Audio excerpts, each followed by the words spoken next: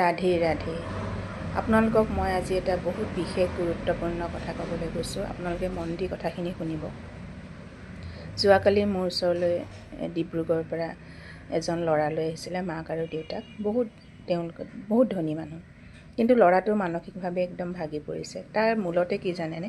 সেই ল'ৰাজনে ইউটিউবত ভিডিঅ'বিলাক চাই তেওঁ মন্ত্ৰ জপ কৰিবলৈ লৈছিলে। মন্ত্ৰত আচলতে এনেকৈ জপ কৰা বস্তু নহয়। মই আগতেও কৈছোঁ আপোনালোকক, মোৰ ভিউৱাৰ্ছখিনিক বিশেষকৈ মই সতৰ্কবাণী জনাই দিছোঁ যে মন্ত্ৰ জপ কৰিব লগা হ'লে, মন্ত্ৰ উচ্চাৰণ কৰিব লগা হ'লে বিশেষকৈ নিৰ্দিষ্ট গুৰু ল'ব লাগে। আৰু ইউটিউবত মানুহবিলাকে কিয় দিয়ে মই সেই কথাটো বুজি নাপাওঁ। তেওঁলোকে জানি দিয়ে নে নেজানি দিয়ে। আচলতে তেওঁলোকৰ সেই শাস্ত্ৰৰ বিষয়ে চাগে বিশদভাৱে জ্ঞান নাই বুলিয়েই মই ভাবোঁ। নোহোৱাৰ কাৰণে তেওঁলোকে মন্ত্ৰবিলাক এনেকৈ ছ'চিয়েল মিডিয়াৰ মাধ্যমত এৰি দিয়ে চাগে, মোৰ ধাৰণা সেইটো। নাজানো কি তেওঁলোকৰ উদ্দেশ্য কি, নে ভিউজ বাঢ়িবৰ কাৰণে দিয়ে নে কিহৰ কাৰণে দিয়ে। আচল বস্তুটো তেনেকুৱা নহয়। মন্ত্ৰত শক্তি আছে। সেই ল'ৰাজনৰ কথা প্ৰসংগত মই ক'বলৈ গৈছোঁ। সেই ল'ৰাজন এতিয়া 27 বছৰ বয়স হৈছে। তেওঁ 22 বছৰ বয়সৰ পৰা তেনেকৈ মন্ত্ৰবিলাক তেওঁ জপ কৰিবলৈ লৈছিলে ঘৰতে। আচলতে মন্ত্ৰ জপ কৰিব লগা হ'লে আমি গাহস্থ জীৱনত আমি মন্ত্ৰ জপ কৰাটো ইমান সহজ নহয়। আপোনালোকে নাম জপ কৰক। নামতেই ভগৱানক পাব। নাম জপ কৰিলে, নাম আপোনালোকে যেতিয়া জপ কৰি থাকে তেতিয়াহ'লে কোনো ধৰণৰ আপোনালোকৰ বাহিৰা বস্তুৱে আক্ৰমণ নকৰে। কিন্তু মন্ত্ৰৰ শক্তিটো বহুত বেলেগ। যেতিয়া মন্ত্ৰ এটা সিদ্ধি হৈ যায়, সেই সিদ্ধি কৰা মন্ত্ৰটো এটা মানুহক বহুত নীতি নিয়মৰ মাজত যদি নাথাকে, মানুহ এজনক ধ্বংসও কৰি দিব পাৰে। গতিকে সেই ল'ৰাজনৰ ক্ষেত্ৰতো তেনেকুৱা ধৰণৰ হৈছে। যোৱাকালি আহিছে তেওঁলোকক। কিন্তু যোৱাকালি এটা ৰিজাল্ট পাইছোঁ, ভাল লাগিছে মোৰ। সেই ল'ৰাজন ঠিক কৰিবলৈ মোৰ এসপ্তাহমান সময় লাগিব। যোৱাকালি যেতিয়া মই ঠিক কৰিছোঁ, তেতিয়া ল'ৰাজনে কিন্তু ৰাতি মোক নিজেই ফোন কৰিছে যে আণ্টি অহাকালি মই কেইটা বাজিত যাম। এইটো এটা মোৰ ভাল লাগিছে, কাৰণ মই কিবা এটা কৰিব পাৰিছোঁ। হয়তো এসপ্তাহ নহয়, তাতকৈ মই কম দিনতো হয়তো ঠিক কৰি দিব পাৰিম। এইখিনি মোৰ বিশ্বাস আছে।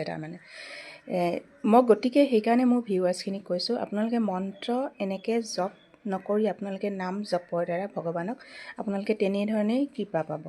গতিকে মোৰ ভিউৱাৰ্ছখিনিক বাৰে বাৰে কওঁ, আপোনালোকে যোগ্য গুৰু ল'ব, যিজনক আপুনি শ্ৰদ্ধা ভক্তি কৰিবলৈ শিকে। আৰু গুৰু ল'লেই নহ'ব, তেওঁৰ প্ৰতি আস্থা থাকিব লাগিব, তেওঁৰ প্ৰতি বিশ্বাসো থাকিব লাগিব। তেতিয়াহে গুৰুৰ সেই বাক্য বা বাণী কামত দিয়ে। গুৰু মন্ত্ৰ ল'ব। আপোনালোকে গুৰু মন্ত্ৰ তেনেকৈ ঘৰত জপ কৰিব পাৰে।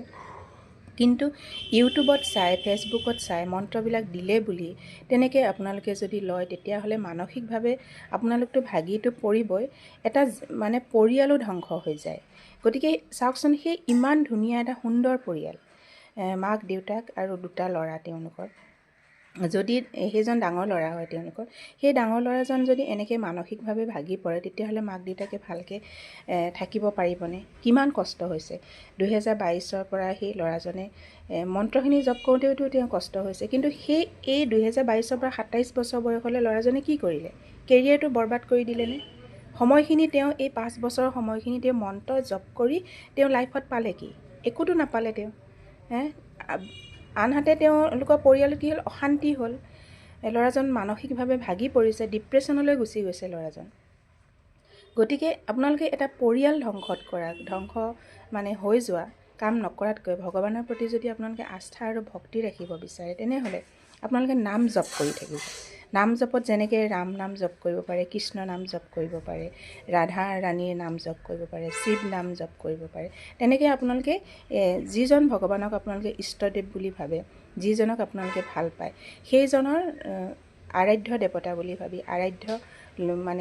পূজনীয় লোক বুলি ভাবি, পূজনীয় এজন দেৱ বুলি ভাবি আপোনালোকে তেনেকৈ পূজা কৰক। কিন্তু মন্ত্ৰ এনেদৰে গাহস্থ জীৱনত জপ কৰাটো বহুত এটা ডাঙৰ এটা প্ৰব্লেম হৈ যাব।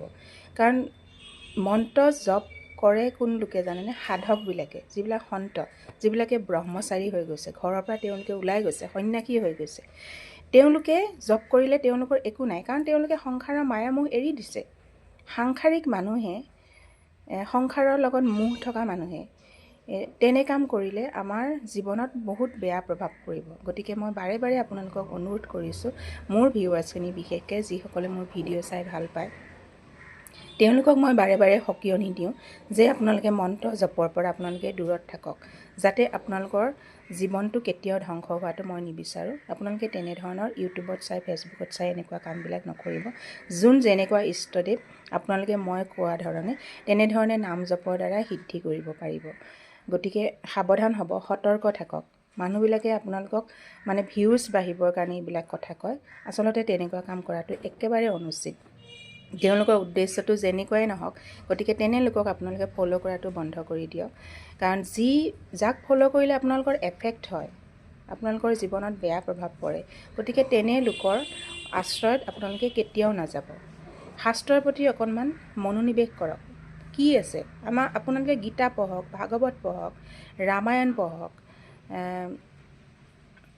পুৰাণ পঢ়ক, এইবিলাক আপোনালোকে পঢ়ক, তাৰ তত্ত্বটো বুজি লওক। তেতিয়া গম পাব যে মন্ত্ৰ উচ্চাৰণ কৰিলে কি হয়, মন্ত্ৰ উচ্চাৰণ নকৰিলে কি হয়। আপোনালোকে চালিচাবিলাক পঢ়িব পাৰে। মন্ত্ৰ জপ কৰাতকৈ চালিচা পঢ়ক, স্তোত্ৰ পঢ়ক, হনুমান চালিচা, যেনেকৈ লক্ষী চালিচা আছে। তাতো আৰু বেলেগ বেলেগ বহুত ধৰণৰ আছে। সংস্কৃত আছে, যিবিলাকে সংস্কৃত পঢ়িবলৈ জানে তেওঁলোকে সংস্কৃতত পঢ়ক। যদি আপোনালোকে সংস্কৃতত পঢ়িব নোৱাৰে, তেতিয়াহ'লে অসমীয়াটো অনুবাদ কৰা বহুত পায়, আপোনালোকে সেইবিলাক পঢ়ক। তেনেধৰণে কৰক। গতিকে বেলেগৰ আশ্ৰয়ত আপোনালোকে নগৈ মানে জীৱনটো আপোনালোকে সুচাৰুৰূপে পালন কৰা কিছুমান কাম কৰক, যাতে আপোনালোকৰ জীৱনবিলাক ধুনীয়াকৈ আগবাঢ়ি যায়। কাৰণ মানুহ ভগৱানৰ ওচৰত কেতিয়া আহে? যেতিয়া মানুহ এটা বিপদত পৰে। বিপদত যেতিয়া পৰে, ৰাস্তাটো বিচাৰি নাপায়। ক'ত যাম, কি কৰিম, কেনেধৰণে কৰিম, সেইটো বিচাৰি নাপায় আচলতে। সেইকাৰণে সেইবিলাক ভুল কৰে। গতিকে মই বাৰে বাৰে মোৰ দৰ্শকখিনিক মই বাৰে বাৰে অনুৰোধ জনাম যে আপোনালোকে ভুল ৰাস্তা নলৈ আপোনালোকে শুদ্ধ ৰাস্তাত থাকক। মন শুদ্ধ কৰক, মন পবিত্ৰ কৰক, আত্মাটো প্ৰথমতে পবিত্ৰ কৰক। তেতিয়া দেখিব গোটেই চাৰিওফালে আপুনি চব পজিটিভহে আপোনাৰ আগুৰি ধৰিছে। নিগেটিভ বস্তুবিলাকৰ পৰা আপুনি নিজে নিজে আঁতৰি আহিব। গতিকে তেনেকুৱা ভুল আপোনালোকে কেতিয়াও নকৰিব। মোৰ বেয়া লাগিছে সেই ল'ৰাজনক দেখি, কাৰণ 5টা বছৰ তেওঁ সেই এনেকুৱা কাম কৰি কৰি তেওঁ কি কৰিলে, একো নাপালে, ধ্বংস কৰি পেলালে। এতিয়া আৰু তেওঁ 5 বছৰ আৰু বেক হৈ গ'লনে সেই ল'ৰাজন? আকৌ নিজকে গঢ়িবলৈ তেওঁ আকৌ সময় লাগিব। গতিকে মই মোৰ ভিডিঅ'ৰ যোগেদি আপোনালোকক মই অনুৰোধ কৰিছোঁ, তেনেধৰণৰ আপোনালোকে কাম নকৰিব। জয় শ্ৰীৰাম, জয় হনুমান।